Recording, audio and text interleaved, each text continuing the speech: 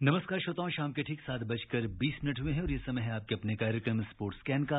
आज के sports scan के इस एडिशन के साथ मैं हूं आपका होस्ट और दोस्त सिद्धार्थ सिंह। तमाम खेल खबरों पर विस्तार से चर्चा करने के लिए हमारे साथ मौजूद हैं वरिष्ठ खेल विशेषज्ञ प्रेम प्रकाश। प्रेम, स्पोर्ट्स स्कैन कार्यक्रम में आपका स्वागत है। धन्यवाद सिद्धार्थ, आपको और हमारे सभी श्रोताओं को मेरा नमस्कार। सबसे पहले नजर अब तक की स्पोर्ट्स हेडलाइंस पर। हरारे में पहले एक दिवसीय क्रिकेट मैच में भारत ने जिम्बाब्वे को 10 विकेट से हराया। पूर्व क्रिकेटर चंद्रकांत पंडित को आगामी इंडियन प्रीमियर लीग सत्र के लिए कोलकाता नाइट राइडर्स का मुख्य कोच नियुक्त किया गया। दक्षिण कोरिया में चल रहे निशानेबाजी विश्व कप में राहुल जाखड़ ने स्वर्ण, अवनी लेखरा ने रजत और पूजा अग्रवाल ने कांस्य पदक जीता। आयरलैंड के पॉल स्टर्लिंग अंतर्राष्ट्रीय स्तर पर टी20 प्रारूप में 3000 रन बनाने वाले चौथे खिलाड़ी बन गए हैं। उच्चतम न्यायालय ने आज भारतीय ओलंपिक संघ को अंतरिम राहत देते हुए यथास्थिति बनाए रखने का आदेश दिया और डूरंड कप फुटबॉल में मुंबई सिटी ने भारतीय नौसेना को 4-1 से हराया। निरोका एफसी और ट्राउ एफसी के बीच मैच जारी।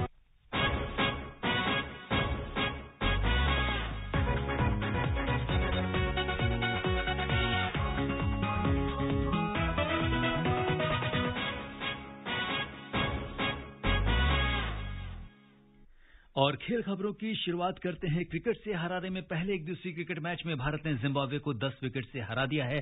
जिम्बाब्वे ने पहले बल्लेबाजी करते हुए 189 रन बनाए। जवाब में भारत ने 30 ओवर 5 गेंद में बिना किसी नुकसान के 192 रन बनाकर बड़ी जीत हासिल की। शिखर धवन ने 81 और शुभमन गिल ने 82 रन बनाए। और जिस तरह का मैच आज हुआ है और जिस तरह से भारतीय खिलाड़ियों ने प्रदर्शन किया है, 115 गेंद बाकी रहते मैच जीता है। और दीपक चाहर को उनके शानदार 3 विकेट उन्होंने लिए हैं 27 रन पर। उनकी इस शानदार उपलब्धि के लिए उन्हें प्लेयर ऑफ द मैच चुना गया। और प्रेम, जिस तरह से ये पूरा मैच चला, क्या कुछ कहेंगे? एक भी विकेट बिना गंवाए भारत ने ये मैच जीता है। देखिए, सबसे पहले तो मैं हमारी टीम को और हिंदुस्तान के सभी क्रिकेट प्रेमियों को शुभकामनाएं देता हूं, बधाई देता हूं इस जीत के लिए। और जैसा कि कल भी जो है स्पोर्ट्स स्कैन में इस तरीके का डिस्कशन हमारा हुआ कि जिम्बाब्वे जैसी टीम, हालांकि हम लोग जानते हैं कि स्पोर्ट्स में कभी भी किसी को अंडर एस्टिमेट किसी भी टीम को हम नहीं कर सकते हैं, लेकिन फिर भी फिलहाल जो हिंदुस्तान की टीम की जो फॉर्म है उसको अगर देखते हुए हम बात करें तो मुझे लगता है कि जिम्बाब्वे जैसी टीम के साथ जब हम खेलते हैं तो हमको सोचने की बहुत ज्यादा जरूरत नहीं है। दूसरी चीज ये भी है कि हमारी टीम में पिछले कुछ टाइम से काफी प्रयोग किए जा रहे हैं और वो प्रयोग आगामी, अगर हम टी20 वर्ल्ड कप की बात करें तो उसको देखते हुए काफी ठीक भी है। जैसे पीछे ये 20 सीरीज हुई वेस्ट इंडीज के साथ, तो जहां जो है गब्बर कैप्टनसी कर रहे थे और अच्छा खेलते भी हैं। जिस तरीके का आज का मैच है उसमें वो जिस पैसेंस के साथ वो खुद खेले और सब, शुभमन गिल जैसे खिलाड़ी को, मतलब मुझे लगता है कि जो कुछ शुभमन गिल या ऋषभ पंत जैसे कुछ हमारे नए प्लेयर्स जो हैं खेलते बहुत अच्छा है, टैलेंट की कोई कमी नहीं है, लेकिन कहीं ना कहीं जो एक कॉन्फिडेंस है वो लूज कर जाते हैं। तो इस तरीके की जो पारियां हैं, जिस एक सीनियर प्लेयर के साथ, शिखर धवन जैसे प्लेयर के साथ, जिसका इंटरनेशनल क्रिकेट में इंटरनेशनल ग्राउंड पे, सरजमी पे जाके बहुत अच्छा खेलते भी हैं, बहुत अच्छा प्रदर्शन भी है, वो उस पैसेंस के साथ खुद भी खेले और खिलाड़ियों को भी खिलाए। तो मतलब आप समझ के चलिए कि हम बहुत अच्छे एक ट्रैक पे हैं। तो हमारी आगामी जो वर्ल्ड कप की तैयारियों को देखते हुए अगर हम बात करें तो बहुत ही अच्छा मैच रहा। हमारे तीनों के तीनों जो बॉलर है, चाहे अक्षर पटेल की हम बात करें, दीपक चाहर की बात करें या प्रसिद्ध कृष्णा की बात करें, मतलब तीनों ने 3-3 विकेट लिए, तो ये भी उनके कॉन्फिडेंस को एक बूस्ट करने वाली चीज है। बिल्कुल। और केएल राहुल ने कहा कि अपनी जीत के बाद कि मैं मैदान पर हूं और मैं खुश हूं। हम बहुत क्रिकेट खेलते हैं, चोटें इसका हिस्सा बनने जा रही हैं। खेल से दूर रहना कठिन है, तो कहीं ना कहीं उनके मन में वो बात थी। और रिहेबिलिटेशन और सब कुछ हर रोज उबाऊ हो जाता है। हम फिजियो के साथ रहने के बजाय 365 दिन खेलना पसंद करेंगे। विकेट लेना महत्वपूर्ण है। पिच पर स्विंग और सीम मूवमेंट भी था, लेकिन ये देखकर अच्छा लगा कि गेंदबाजों ने गेंद को सही लाइन पर दिया और अनुशासित रहे।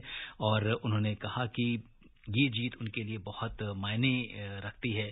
और अगर हम देखें तो बहुत दीपक चाहर जिन्हें प्लेयर ऑफ द मैच चुना गया, उन्होंने कहा कि लैंडिंग एरिया थोड़ा सख्त था और फिसलन थी। और जब आप 6.5 महीने के बाद एक अंतर्राष्ट्रीय मैच खेल रहे होते हैं तो आप हमेशा घबराए रहते हैं। यहां आने से पहले मैंने 4-5 अभ्यास मैच खेले, लेकिन भारत के लिए खेलते हुए आप अच्छा करना चाहते हैं, लेकिन दिमाग और शरीर एक साथ काम नहीं कर रहे थे। उस पर गेंद पर मैं बाउंसर फेंकना चाहता चाहता था, लेकिन उन्होंने बहुत इनफैक्ट आज जिस तरह से खिलाड़ियों को बांधा या जो विकेट्स दिए, उन्होंने भारत की जीत में काफी बड़ी भूमिका निभाई है। और शिखर धवन और शुभमन गिल, इनकी जोड़ी का क्या कहना, मतलब, और आप अगर देखेंगे तो एक ओपनिंग बैट्समैन 81 रन बनाता है, दूसरा 82 बनाता है, तो बिल्कुल नेक टू नेक चले हैं। बिल्कुल, मैं वही कह रहा हूं कि अगर इस तरीके से पार्टनरशिप बनती है या नए प्लेयर्स को एक सीनियर प्लेयर के अनुभव का फायदा मिलता है, तो निश्चित रूप से हमको पीछे मुड़कर देखने की जरूरत ही नहीं पड़ेगी। और जैसा कि आपने दीपक चाहर और केएल राहुल का जिक्र किया, तो दोनों ही काफी लंबे टाइम बाद जो है इंजरी से निकल के आए हैं। हालांकि हम लोग जानते हैं कि इससे पहले आईपीएल में बहुत अच्छा प्रदर्शन केएल राहुल का रहा है। जिस टीम से वो जुड़े हुए हैं, उस टीम को जो अपने आप को एज ए कैप्टन उन्होंने साबित किया है। और दीपक चाहर का भी प्रदर्शन हम लगातार देखते आ रहे हैं। हम दोनों ही प्लेयर्स को लगभग हमारी जो मेन इंटरनेशनल टीम है आगामी प्रतियोगिताओं में, उनमें देखना चाहते हैं। आज का मैच हालांकि बहुत एक तरफा सा रहा, लेकिन आगे जो बाकी मैचेस हैं उनमें शायद हमको इनका प्रदर्शन और अच्छे से देखने को मिले और इनकी कंसिस्टेंसी कहीं न कहीं आगे की जो प्रतियोगिताएं हैं उनके लिए भी हमको हो सकता है कुछ अच्छी खबर दें। बिल्कुल। और आज प्रसिद्ध कृष्णा ने 3, अक्षर पटेल ने 3 और दीपक चाहर ने 3 विकेट लिए। मोहम्मद सिराज को 1 विकेट मिला। तो बेहतरीन जो खेल का प्रदर्शन जो है टीम इंडिया ने किया है। हांगकांग, कुवैत, सिंगापुर और संयुक्त अरब अमारात 20 अगस्त से ओमान के अल अमीरात क्रिकेट ग्राउंड पर शुरू होने वाले एशिया कप क्वालीफायर के मुकाबले के लिए पूरी तरह तैयार है। क्वालीफायर की विजेता टीम 27 अगस्त से दुबई और शारजाह में शुरू होने वाले मुख्य एशिया कप इवेंट में भारत और पाकिस्तान के साथ ग्रुप ए में जगह बनाएगी। विजेताओं के लिए उनके पास भारत और पाकिस्तान के खिलाफ मैच खेलने का भी मौका मिलेगा।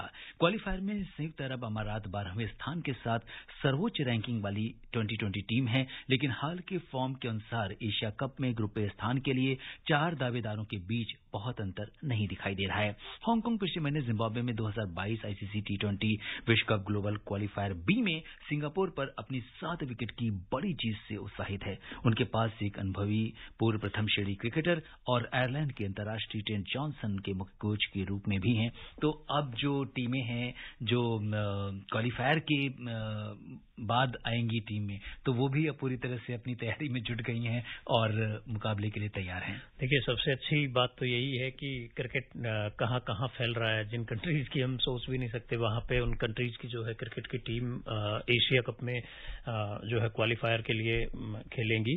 और सबसे बड़ी बात यह है कि इनमें से जो भी टीम क्वालीफाई करके आएगी वो इंडिया और पाकिस्तान जैसे देशों के साथ खेलेगी। बहुत सारे ऐसे नए उभरते हुए कंट्री जो क्रिकेट खेलना चाहते हैं, उनके सपने हो सकते हैं कि वो इंडिया जैसी टीम के साथ मैच भी खेल ले। तो ये बहुत बड़ी बात है और एशिया कप में शायद हमको एक नई टीम मिले जो और कुछ रोमांच भी देखने को मिले। आयरलैंड के सलामी बल्लेबाज पॉल स्टर्लिंग ने अंतर्राष्ट्रीय स्तर पर T20 प्रारूप में 3000 रनों का आंकड़ा पार कर लिया है, जिसके बाद वे T20 प्रारूप में ऐसा करने वाले चौथे खिलाड़ी बन गए हैं। Paul Stirling, Martin Guptill, Rohit Sharma और विराट कोहली के बाद बेलफास्ट में अफगानिस्तान के खिलाफ 5 अंतिम T20 अंतर्राष्ट्रीय मैच के दौरान पुरुषों के 2020 में 3000 रन बनाने वाले वो चौथे खिलाड़ी बने। सूजी बेट्स, मैग लैनिंग और स्टेफनी टेलर ने महिला T20 में ये उपलब्धि हासिल की है। वहीं स्टर्लिंग 7वें नंबर पर काबिज हैं। 2009 में T20 में डेब्यू करने वाले पॉल स्टर्लिंग पिछले कुछ वर्षों में आयरलैंड के लिए एक अभूतपूर्व खिलाड़ी रहे हैं। उनके पास इस फॉर्मेट में 1 शतक और 20 अर्धशतक हैं, जबकि उनका औसत 30 के करीब है। तो कहीं न कहीं एक बड़ी उपलब्धि किसी भी खिलाड़ी के लिए एक मुकाम पर पहुंचना होता है।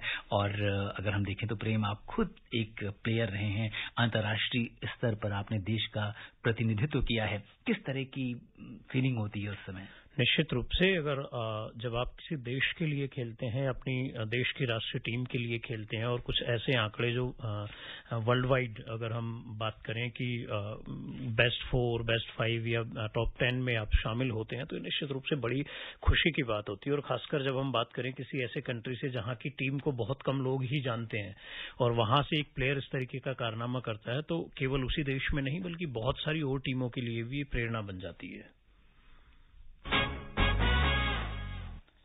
बात करते हैं निशानेबाजी की। दक्षिण कोरिया के चोंगवोंग में चल रहे निशानेबाजी विश्व कप में राहुल जाखड़ ने स्वर्ण पदक जीता है, जबकि अवनी लेखरा ने रजत और पूजा अग्रवाल ने कांस्य पदक हासिल किया। राहुल ने पहले दिन P3 mix 25 metre pistol SH1 श्रेणी में स्वर्ण पदक अपने नाम किया, जबकि पूजा ने इसी श्रेणी में कांस्य पदक हासिल किया। दूसरी ओर 2 बार की पैरालंपिक मेडलिस्ट अवनी ने R2 महिला 10 मीटर एयर राइफल SH1 प्रतियोगिता में रजत पदक हासिल किया।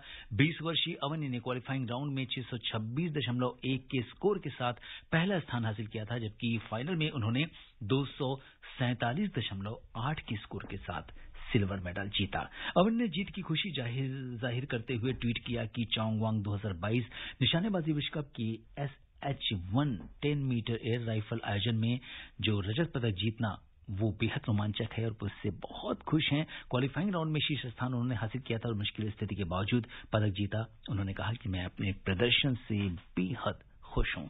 तो भारत के लिए काफी अच्छी खबर, क्योंकि 3 मेडल आए हैं, उसमें से गोल्ड, सिल्वर और ब्रॉन्ज।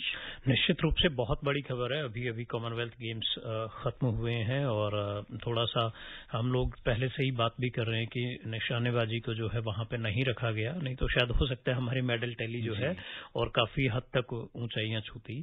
अवनी लेखरा इन सब जो मैं बात करूं इन एथलीट्स की, तो ये जो सारे के सारे एथलीट्स है जो हमारे पैरा एथलीट्स है खासकर, वो मैं कहता हूं कि प्रेरणा है हमारे लिए। अवनी लेखरा 20 साल की है और हम जानते हैं कि डबल मेडलिस्ट है, ओलंपियन है, राइफल शूटिंग करती है जी। तो निश्चित रूप से जो है अभी 20 साल की है सिर्फ, और बड़ी ऐसी यात्रा रही इनकी कि जब 11 साल की थी तो एक कार एक्सीडेंट में जो है किस तरीके से इन्होंने अपने आप को समझ लो टूट गई और फिर वापस से इन्होंने उठा और उसे अपनी कमी ना मानते हुए आर्चरी से शुरुआत की, लेकिन कहीं न कहीं अपने सपनों को, अपने पैशन को, जुनून को शूटिंग में पाया। और आज हम देख सकते हैं बहुत अच्छे तरीके से कि ओलंपिक में 10 मीटर एयर राइफल और जो है 50 मीटर एयर राइफल में दोनों में जो है मेडल जीत चुकी है और अभी भी जो है रजत पदक देश को दिलाया है। बिल्कुल, तो इस तरह से निशानेबाजी में राहुल जाखड़ ने स्वर्ण पदक जीता है, जबकि अवनी लेखरा ने रजत और पूजा अग्रवाल ने कांस्य पदक देश के नाम किया है। उच्चतम न्यायालय ने आज भारतीय ओलंपिक संघ IOA को अंतरिम राहत देते हुए यथास्थिति बनाए रखने का आदेश दिया है। न्यायालय ने कहा कि दिल्ली उच्च न्यायालय द्वारा नियुक्त प्रशासकों की 3 सदस्यीय समिति COA देश की सर्वोच्च खेल संस्था का कामकाज नहीं संभालेगी। प्रधान न्यायाधीश NV रमणा की अध्यक्षता वाली पीठ ने केंद्र और IOA की ओर से उपस्थित सॉलिसिटर जनरल तुषार मेहता की इस दलील पर गौर किया कि विश्व खेल संस्थाएं COA जैसे निकाय को मान्यता नहीं देती और इसके परिणाम स्वरूप भारत को अंतर्राष्ट्रीय खेल प्रतियोगिताओं में भाग लेने से रोका जा सकता है और इस आदेश का देश पर नकारात्मक असर पड़ सकता है। इसके बाद न्यायालय ने IOA के मामलों में यथास्थिति बनाए रखने के लिए अंतरिम राहत प्रदान की है। दिल्ली उच्च न्यायालय ने 16 अगस्त को IOA के कार्यों के संचालन के लिए 3 सदस्यीय COA के गठन का आदेश दिया था। अगले साल होने वाले पुरुष विश्व कप की मेजबानी को लेकर अनिश्चितता पर लगभग विराम लगाते हुए अंतर्राष्ट्रीय हॉकी महासंघ FIH और प्रशासकों की समिति ने हॉकी इंडिया के चुनाव 9 अक्टूबर से पहले कराने और संशोधित संविधान का अंतिम मसौदा अगले 10 दिन में जमा करने पर सहमति जताई है। FIH के प्रतिनिधिमंडल ने COA खेल मंत्रालय और विश्व कप की मेजबान ओडिशा सरकार के अधिकारियों से मुलाकात को सार्थक बताया। बैठक के बाद FIH ने कहा कि बैठक में FIH द्वारा रखे गए 2 अहम मसलों पर COA ने जवाब दिया। पहला, हॉकी इंडिया के संशोधित संविधान का पहला मसौदा आज FIH को सौंपा गया। इसके साथ ही अंतिम मसौदा अगले 10 दिन में जमा किया जाएगा। हॉकी इंडिया के चुनाव 9 अक्टूबर से पहले कराने का फैसला भी आपसी सहमति से किया जाएगा। FIH और COA दल 7 सितंबर को भुवनेश्वर और राउरकेला का दौरा करेगा, जिसके एक दिन बाद भुवनेश्वर में विश्व कप का आधिकारिक ड्रॉ निकाला जाएगा। विश्व कप 13 से 29 जनवरी 2023 के बीच खेला जाएगा। तो अगर हम देखें तो अब जो विश्व कप की जो मेजबानी को लेकर जो एक डिलेमा था, एक अनिश्चितता थी, वो समाप्त हो गई है और अब वो हॉकी इंडिया का जो चुनाव जो है वो भी टाइम से हो जाएगा। देखिए, अभी हमने आजादी की 75वीं वर्षगांठ मनाई है और हमारी सरकार पूरी तरीके से जुटी हुई है कि जब हम 100वीं वर्षगांठ मनाए, मतलब ये 25 साल का जो टारगेट है वो हिंदुस्तान को खेलों में कहीं न कहीं शीर्ष पे पहुंचाना है, टॉप 5 देशों की सूची में रखना है। तो अगर थोड़ी सी चीज तो मैं ये कहूंगा कि हाँ, अगर हमारे खेल महासंघ जो है किसी तरीके का, किसी भी तरीके की ढिलाई अगर होती है तो निश्चित रूप से उनको एक डिसिप्लिन में आना होगा। दूसरी चीज मैं ये भी कहूंगा कि जिस तरीके से पिछले 4-5 साल में हमारे देश में खेल संस्कृति का विकास हुआ है और जिस तरीके से हम मेडल्स जीत रहे हैं ओलंपिक से लेके, कॉमनवेल्थ से लेके बड़ी बड़ी चैंपियनशिप्स में, तो बहुत सारे खेल महासंघ वर्ल्ड वाइड जो है वो बौखला गए हैं। जैसे मैं कहूंगा कि जो फुटबॉल महासंघ पे जिस तरीके का कल बैन किया, वो इस तरीके के डिसीजंस है, वो इस तरीके के निर्णय हैं जो कहीं न कहीं कई बार तो बड़े बेसलेस हो जाते हैं। लेकिन चूंकि स्पोर्ट्स में डिसिप्लिन बहुत जरूरी है, तो अगर किसी भी जगह पे कोई खेल महासंघ डिसिप्लिन को तोड़ता है तो निश्चित रूप से थोड़ा सा उसको डिसिप्लिन में लाने की जरूरत होती है। तो ये बहुत अच्छी खबर भी है हमारे लिए कि हिंदुस्तान जो है, जैसा अभी चेस ओलंपियाड हुआ तो मैंने कहा कि हम बड़ी इवेंट करवाने के काबिल हैं आज की तारीख में, और अगर अब हम जो है हॉकी वर्ल्ड कप की मेजबानी कर रहे हैं तो ये निश्चित रूप से एक बड़ा आयोजन होगा।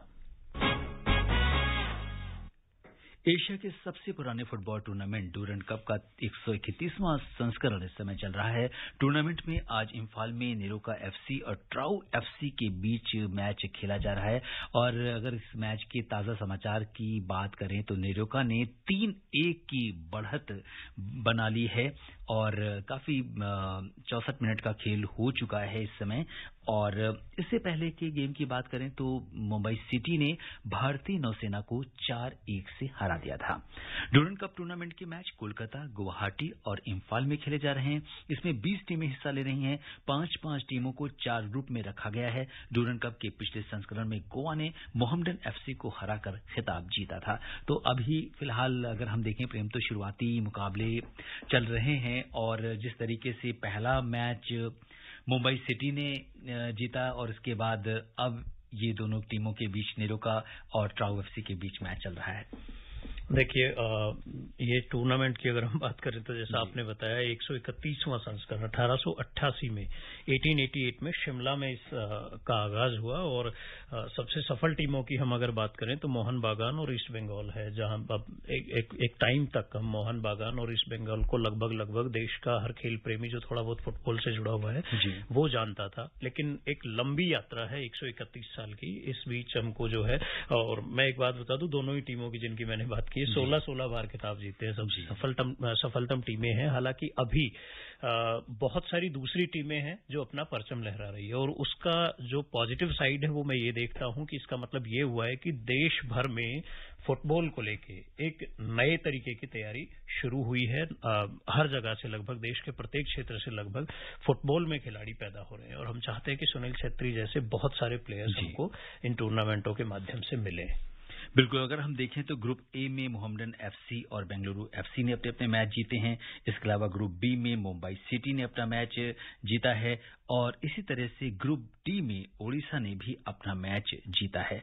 और ये जो मैच हैं अभी फिलहाल ग्रुप मैचेस चल रहे हैं, और इसके परिणाम हम आपको देते रहेंगे।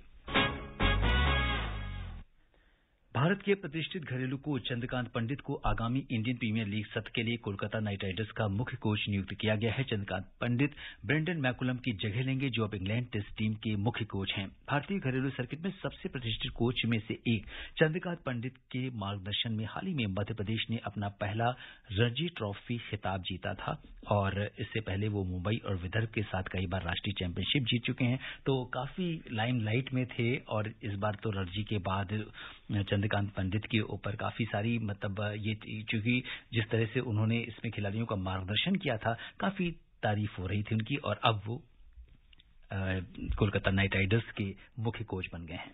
निश्चित रूप से बहुत अच्छी बात है। मुझे लगता है कि जिस तरीके से आईपीएल ने बहुत सारे नए प्लेयर्स को मौका दिया है, इसी तरीके से हमारे कुछ पुराने प्लेयर्स हैं, उन लोगों को भी कहीं न कहीं को जो भी उनकी क्वालिटी है, चाहे वो बॉलिंग या बैटिंग या जिस भी क्षेत्र में, कोच करने के लिए मुझे लगता है हमारे देशी प्लेयर्स को भी जो है कहीं न कहीं मौका देना चाहिए।